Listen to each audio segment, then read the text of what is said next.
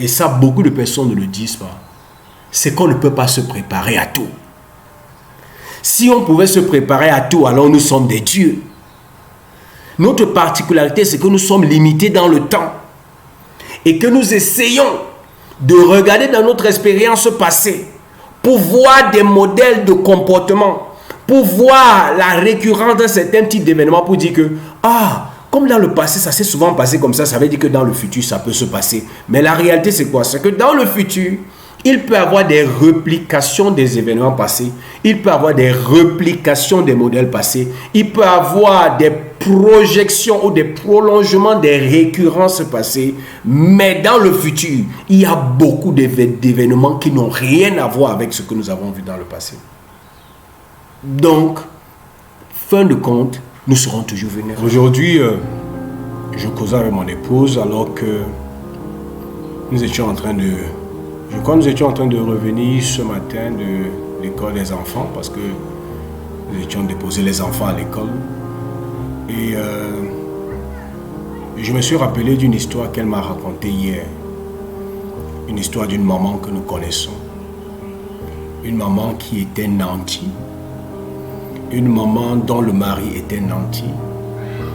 Une maman qui habitait et qui avait tous les avantages qui allaient avec le poste de son mari.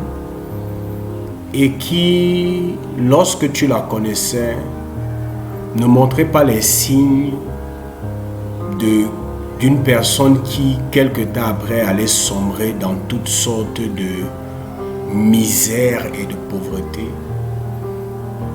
Nous avons fait longtemps sans connaître, sans voir cette dame. Et hier, mon épouse m'a appris qu'elle a reçu la nouvelle que son mari a perdu son travail. Ils ont perdu la maison de fonction, qui était une sérieuse maison. Ses affaires à elle-même ne marchent plus. Et comme ils n'avaient pas eu le temps de construire leur propre maison, ils avaient juste acheté un terrain, ils avaient déjà fait les fondations. Ils étaient obligés de rappliquer dans la maison d'un cousin à la dame qui lui vit en Europe et qui avait une villa ici. Ils sont restés dans cette villa pendant un certain temps, mais lorsque le cousin a dû revenir d'Europe, il a demandé à sa cousine et son mari de libérer les lieux. Ils étaient obligés d'aller chercher un petit appartement quelque part pour y vivre. Et elle m'a dit en fait qu'elle a appris que cette dame et son mari ont eu tous les deux l'AVC.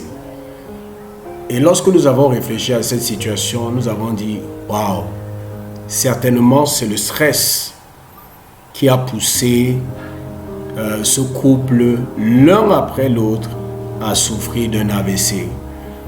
Gloire à Dieu, ils se sont remis, mais leur situation financière et sociale est toujours précaire. Comment se fait-il que des personnes aussi nanties, comment se fait-il que des personnes qui apparemment ont gravi le haut de l'échelon dans la classe, la société camerounaise, se retrouvent dans une telle situation? Comment se fait-il que des gens qui hier étaient adulés et vers lesquels les gens se tournaient pour avoir le secours financier se retrouvent aussi bas dans une précarité financière sans pareil, au point où le mari puis la femme souffrent d'un AVC? Comment est-ce que c'est possible? Il y a beaucoup de raisons. L'une des raisons, certainement, c'est le fait que, comme on a l'habitude de dire, pendant les moments de gloire, ils n'ont pas pensé que ces moments ont une fin. Et ils ne se sont pas préparés à faire face à cette situation. Mais au-delà de tout, ce n'est pas le seul cas que je connais. Je connais beaucoup d'autres personnes qui se sont même préparées. Mais malgré cela, ça n'a pas empêché qu'ils vivent des moments difficiles. Parce que la crise, lorsqu'elle intervient dans une vie, la crise a cette particularité qu'elle n'a pas été prévue. C'est pour ça en fait qu'on l'appelle la crise. La crise, c'est un moment de ta vie où ce sur quoi tu comptais ne peut plus te soutenir. La crise, c'est un moment, une période pendant laquelle ce qui marchait hier ne marche plus. La crise, c'est même des fois une période pendant laquelle ce que tu as bâti s'effondre. Des fois, tu as bâti, mais après, ça s'effondre. Des fois, tu t'es préparé, mais ce que tu as préparé pour les moments difficiles, ça s'effondre et tu perds tout. Nous avons des exemples et des exemples. La crise, par essence, c'est un événement qui n'est pas prévisible. C'est pour ça que dans l'équation du succès, dans notre parcours vers la réalisation de nos objectifs, de nos rêves, de la réalisation des désirs de nos cœurs, nous devons savoir qu'il y a une bonne dose d'inconnu. Une bonne dose d'inconnu. Il y a le facteur inconnu qui joue un rôle capital.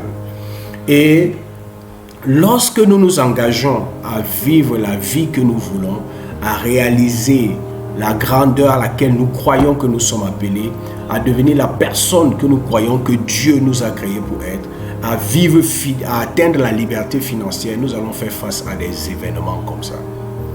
Nous allons faire face à des événements comme cela. Mon père était un entrepreneur, paix à son âme. Mais je peux vous assurer que dans son parcours entrepreneurial, nous avons connu des moments comme cela. Pas une fois, pas deux fois. Vous ne pouvez pas imaginer ce que ça peut faire que tu vis dans une maison nantie où il y a des voitures, le papa a 3 voitures, la maman a 2 voitures, parce que les affaires marchent. Et un beau jour, tu arrives, les affaires de ton père ne marchent plus et il est obligé de vendre toutes les 5 voitures. Il ne les vend pas, évidemment, au même moment, mais une après l'autre, il commence à les vendre au point où il commence à marcher à pied. Ça, c'est la vie des entrepreneurs. Ça, c'est la vie de ceux qui s'engagent à devenir la personne qu'il veut, que Dieu veut qu'il soit. Nous allons faire face à des crises. Nous allons faire face à des moments difficiles. Nous allons faire face à des moments où le monde et notre entourage ne vont pas nous comprendre. C'est pour ça que beaucoup de personnes évitent de prendre les risques. Beaucoup de personnes sentent à l'intérieur d'eux, à l'intérieur d'elles, qu'elles sont appelées à plus que ce qu'elles font maintenant. Qu'elles sont appelées à réaliser plus que ce qu'elles réalisent maintenant. Mais la peur de l'inconnu dont je parlais, la peur d'échouer fait en sorte que beaucoup se résignent et beaucoup préfèrent rester dans la cage comme un oiseau que d'expérimenter la liberté qu'il y a à sortir de la cage. Pourquoi? Parce que cette liberté vient aussi avec une responsabilité et ça vient avec beaucoup de risques. Mais c'est ça la vie, mes amis. Mon père s'est relevé toutes les fois. Je dis toutes les fois. Il y a des moments, c'était comme si on n'allait plus jamais se relever, mais il s'est toujours relevé. Parce que, inconsciemment, il savait que c'est le parcours. Et dans sa famille, personne n'a réalisé ce qu'il avait réalisé. Parce que lui, il a eu le courage que de se laisser embrigader par la peur, de poursuivre son rêve, de poursuivre le fardeau que Dieu a mis dans son cœur, de poursuivre la vision que Dieu a mise dans son cœur. Sachant qu'il y a des moments, il y aura des moments difficiles, mais en aucun moment il n'a abandonné. Quand il s'est relevé, il a continué. Lorsqu'il est tombé, il n'a pas cherché un emploi. Il n'a pas cherché quelque chose à faire. Il a continué dans son projet. Et il a réalisé des choses que les autres, dans son entourage et dans sa famille, qui ont refusé de faire le même pas, n'ont jamais pu réaliser. La vie d'un entrepreneur et la vie de quelqu'un qui veut réaliser sa passion, son rêve, c'est la vie d'un oiseau qui prend la décision de sortir de la cage. Et lorsque tu prends la décision de sortir de la cage, tu es en train de prendre le risque. Tu sors de la sécurité dans laquelle tout le monde veut être.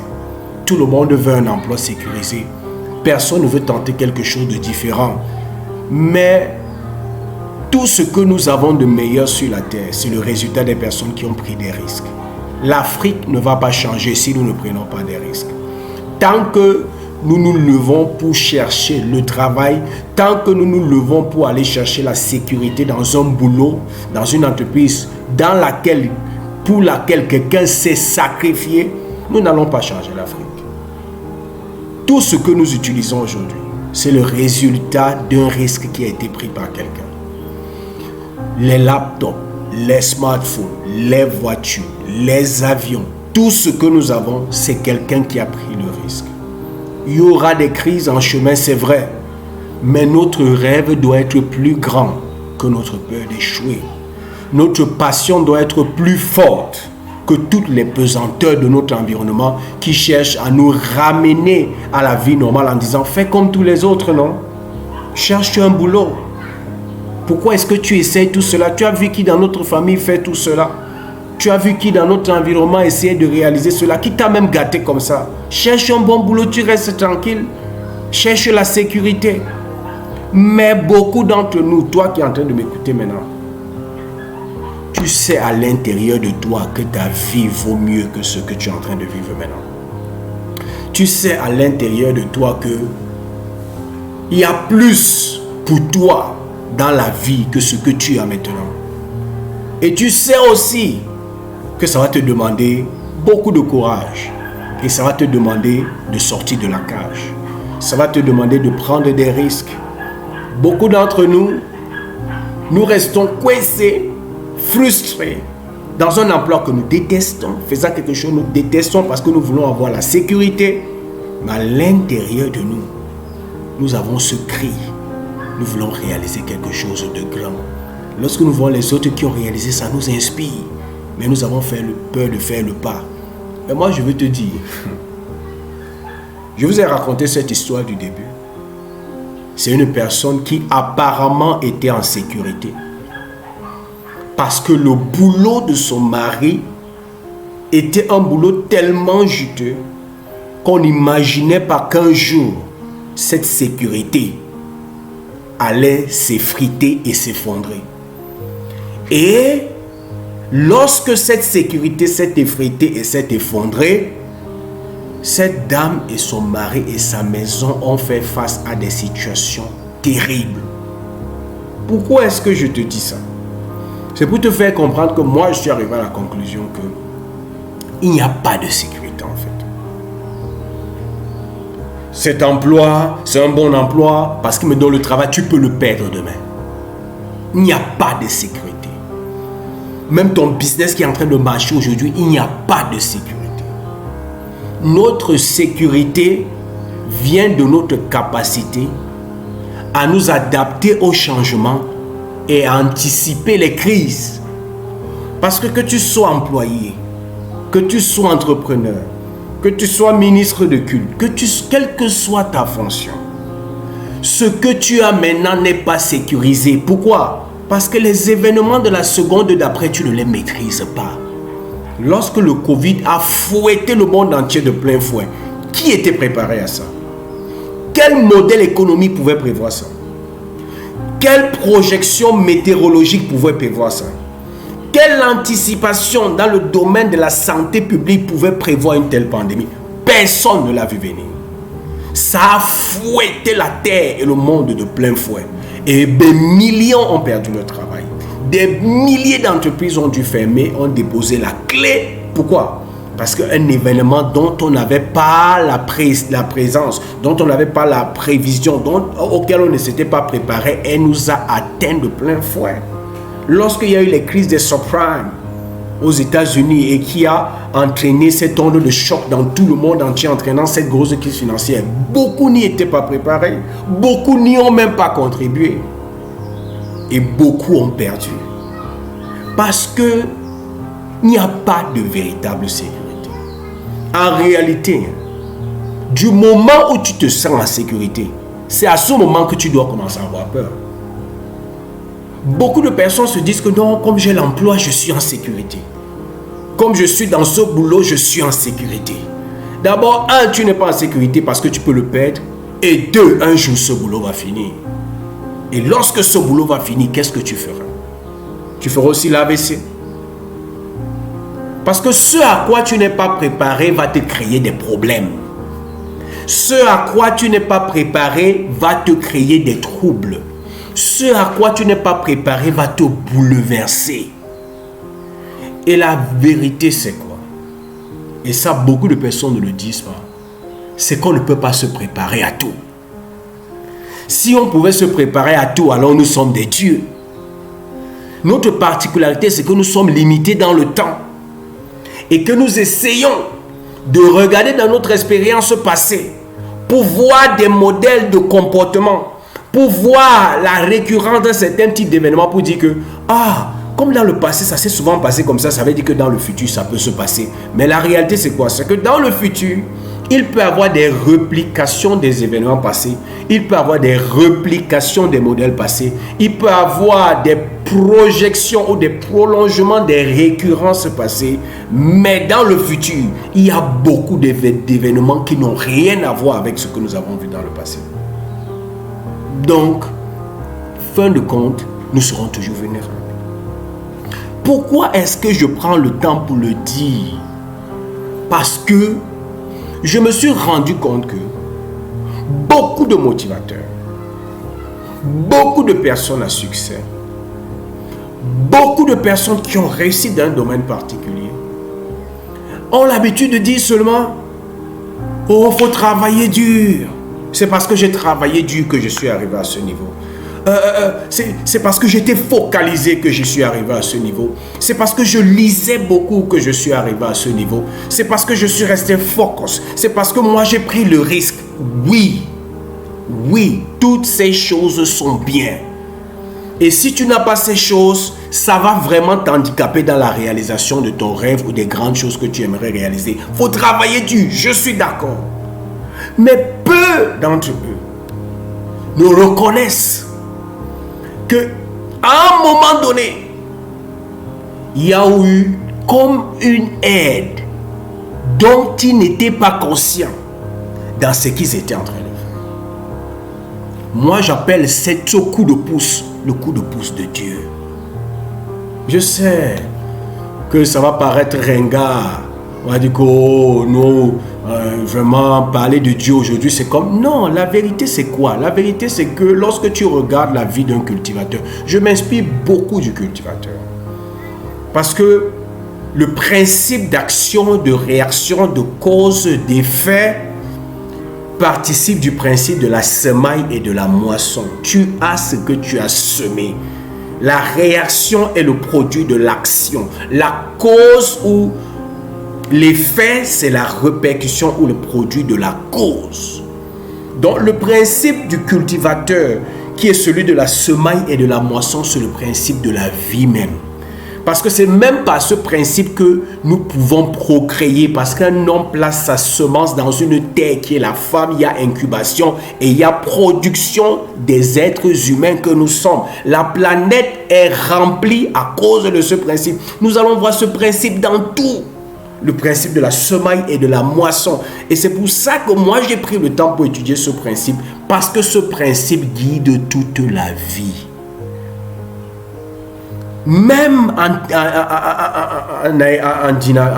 physique, on nous apprend la loi de la conservation de l'énergie, de la transformation de l'énergie. Rien ne se perd, rien ne se gagne, mais tout se transforme. C'est ce que tu investis qui ressort sous une autre forme. C'est ça, c'est toujours le principe de la semaille et de la moisson. Maintenant, quand tu regardes le principe de la semaille et de la moisson, lorsque le cultivateur met ses semences en terre,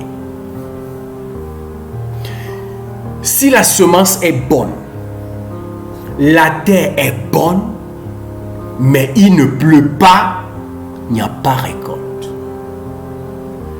Donc dans le principe de la cause et de l'effet, de la semaille et de la moisson, il y a un événement où il y a un facteur qu'on oublie souvent. C'est que la récolte n'est pas seulement le produit de la semence. C'est le produit du fait que le cultivateur a choisi le bon environnement. Parce que dans cet environnement, il sait que quoi? La terre est bonne et le ciel va envoyer la pluie. Si tu es assez intelligent, tu comprendras que il n'y a rien que l'homme fait sur cette terre, en produisant de l'action, en émettant la cause, qui ne va produire un véritable effet sans que le ciel n'envoie la pluie. Lorsque tu comprends ce principe, tu comprends que dans notre équation du succès, nous devons intégrer le secours du ciel. Oui, mes amis. Lisez beaucoup de biographies. Lisez les livres de ceux qui ont réussi. Même si clairement ils ne vous parlent pas du secours du ciel dans ce qu'ils ont fait, il suffit de lire entre les lignes pour savoir qu'à un moment donné, alors qu'ils produisaient des efforts, consistants, alors que malgré les adversités, ils continuaient de croire en leurs rêves, comme par enchantement, il y a eu comme un coup de pouce qui est venu de nulle part. Et brusquement, les choses ont commencé à marcher. Mais la chose, c'est ceci. C'est que si le cultivateur ne travaille pas à défricher le champ, d'abord à choisir une bonne terre dans un bon environnement propice à l'agriculture. Deuxièmement, il ne vient pas défricher le champ, nettoyer le champ. Troisièmement, il ne va pas sélectionner de très bonnes semences. Quatrièmement, il ne vient pas les mettre en terre. Alors, quelle que soit la pluie qui descendra du ciel, ça ne produira rien. Mais ce n'est pas pour autant que la pluie n'a pas un rôle dans la récolte du cultivateur. Je ne sais pas si vous comprenez ce que je suis en train de dire.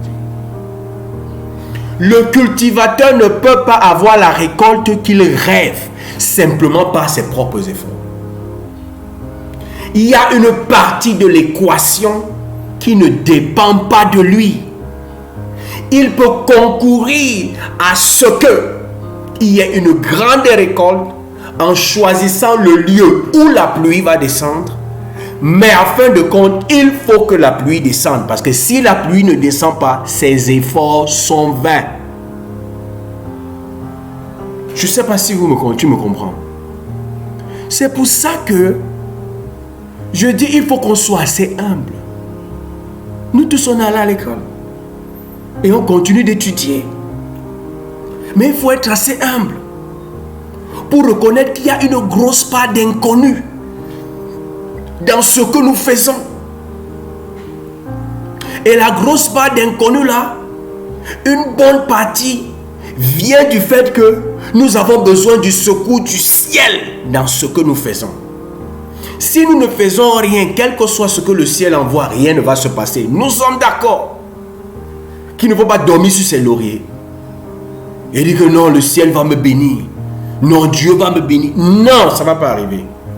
Quand la pluie descend, la pluie doit trouver un terrain propice dans lequel quelqu'un a travaillé à la sueur de son front pour mettre la semence en terre. Si la pluie descend et ce travail n'a pas été fait, au lieu de la grande récolte, ça sera seulement les mauvaises herbes. Donc, la pluie descend. Sans la pluie, il n'y aura rien.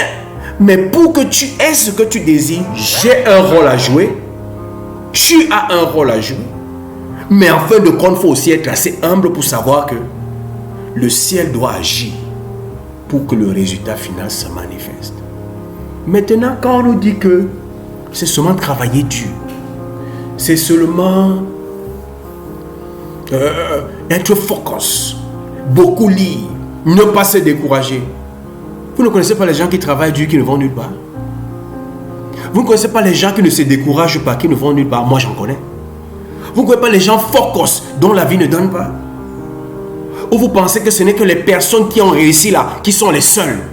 Peut-être tout le monde ne fait pas ça, mais il y en a qui le font, mais qui n'ont pas les mêmes résultats. Pourquoi? Parce qu'il y a des éléments qui ne dépendent pas de nous, mais dont nous pouvons en bénéficier si nous savons comment trouver le bon cadre et le bon environnement pour que quand le ciel envoie la pluie, nous soyons prêts pour que notre récolte se manifeste. Ce que je veux dire, c'est quoi? C'est qu'il y a une inconnue que Dieu seul peut combler. Oui, mon ami. Oui, mon ami. C'est pour ça que moi, humblement, j'ai pris la décision de mettre Dieu dans mon équation. Quand je parle de Dieu, je ne parle pas de la religion. Quand je parle de Dieu, je ne parle pas à la manière religieuse. Je m'en vais à l'église, c'est vrai. Mais je ne parle pas à la manière religieuse. Dieu, c'est quelque chose de concret. C'est quelque chose de logique.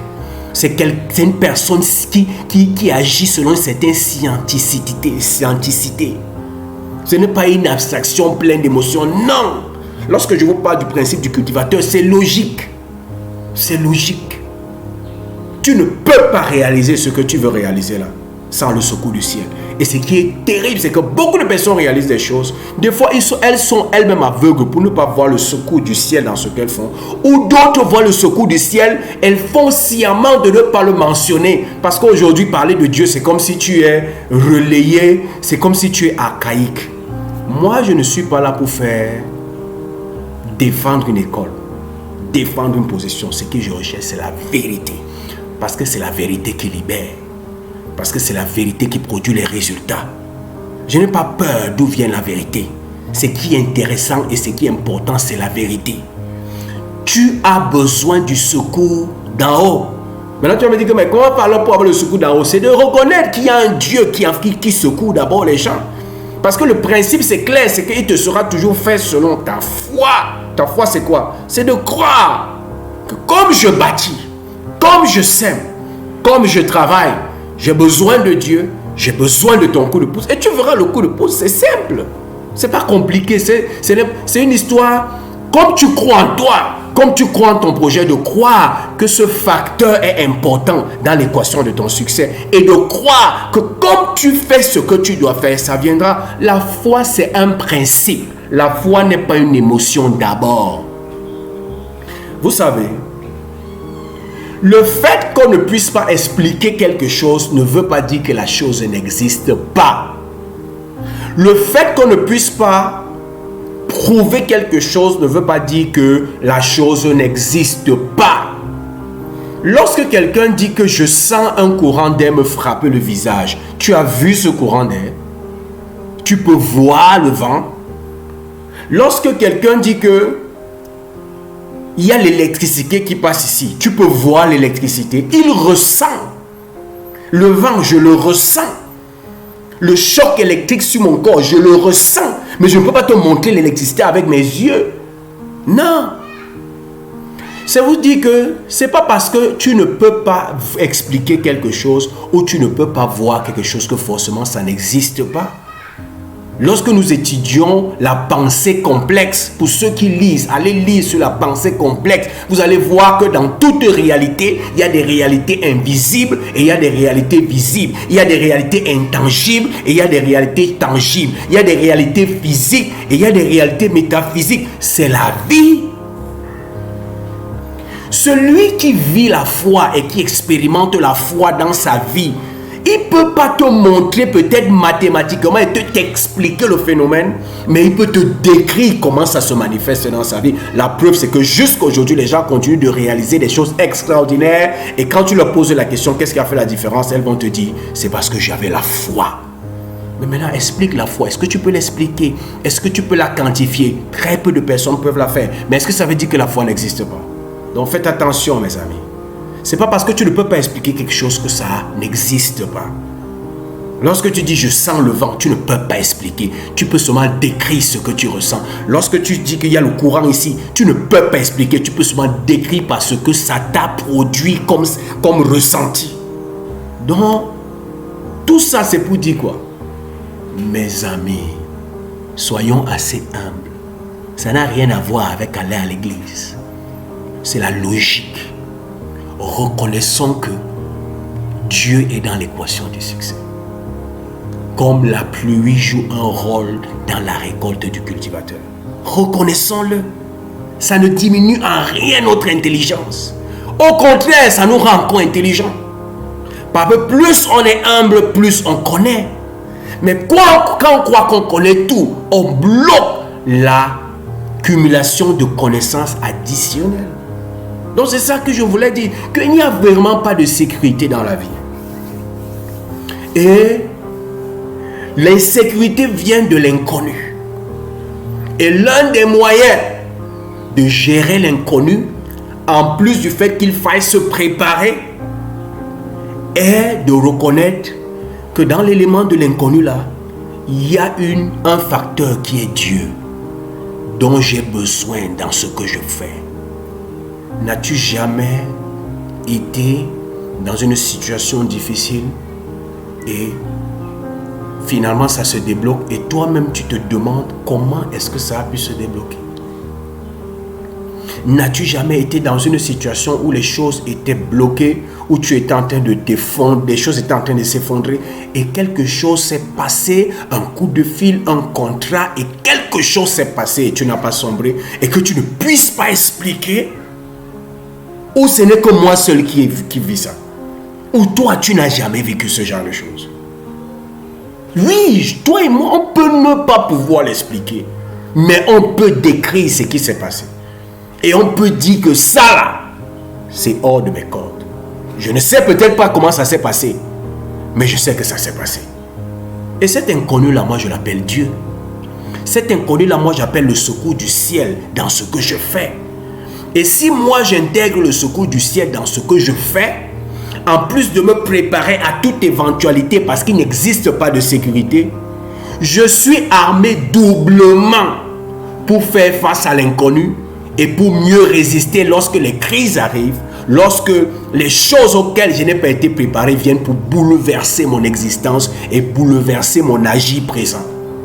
C'est pour ça que c'est important d'intégrer Dieu dans ton équation. Il faut l'intégrer.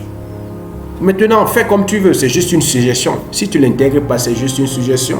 Ce que je veux te dire aussi, c'est que avec ou sans Dieu dans ton équation, il faut que tu saches qu'il n'existe pas de sécurité. Que ce soit dans l'emploi, que ce soit dans le business, parce que tout est appelé à changer. Et que tu dois faire tout ce qui est à ton pouvoir pour te préparer au changement. Parce que la seule chose dont on peut être certain, toi et moi, c'est que les choses vont toujours changer. Les crises viendront. Nous ferons face à des inconnus. Et le meilleur moyen, c'est de se préparer. Moi, comment je me prépare? J'étudie les événements passés. Je fais tout en m'équipant par les lectures, en me faisant coacher, en marchant avec des personnes qui ont réussi avant moi pour me préparer à toute forme d'éventualité. Et au-delà de tout, j'intègre Dieu dans mon équation parce que je sais que tout ce que je fais là, si le ciel n'envoie pas la pluie, je n'aurai pas ce que je désire. Et laisse-moi te dire, jusqu'aujourd'hui, ça ne m'a jamais menti. Jusqu'aujourd'hui, j'ai toujours eu les résultats et je me suis toujours en sorti des situations difficiles. Et si je dis que je suis là pour t'aider, alors je dois te dire toute la vérité. C'est ça que je voulais partager avec toi. J'espère que tu as obtenu la valeur de cette vidéo. N'oublie pas, abonne-toi à notre chaîne. Qu'est-ce que tu attends? Partage cette vidéo avec qui tu sais peut être intéressé par ce type de contenu. Et comme j'ai l'habitude de dire, c'était Zoé du Cameroun. Et je te souhaite le succès.